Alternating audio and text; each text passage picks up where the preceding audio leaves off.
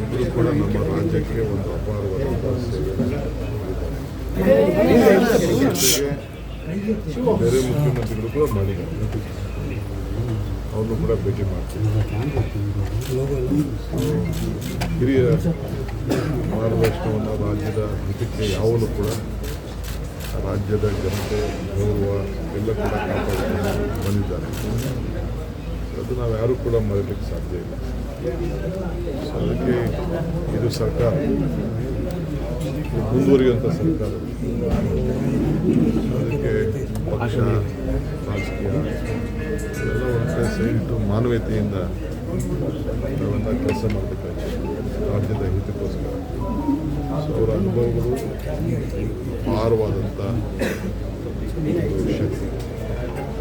ಅವರ ಕಳೆದಲ್ಲಿ ಅವರ ಅನುಭವಗಳಿದೆಯಲ್ಲ, ಇದು ಭಾಳ ದೊಡ್ಡ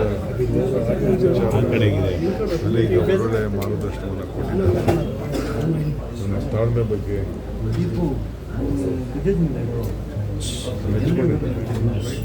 ಅವ್ರ ನಂಬಿಕೆ ಇದೆ ರಾಜ್ಯಕ್ಕೆ ಒಳ್ಳೇದು ಮಾಡ್ತೀವಿ ಅಂತ. ಮುಂದಿನ ದಿನದಲ್ಲೂ ಕೂಡ ಬಂದು ಅವ್ರ ಮಾರ್ಗದರ್ಶನ ಆಗ್ತಾ ಸೋನಿಯಾ ಗಾಂಧಿ ಅವರು ಮಾಡಿದ್ರು ಅಂತ ಸರ್. ಸೋನಿಯಾ ಗಾಂಧಿ ಅವರು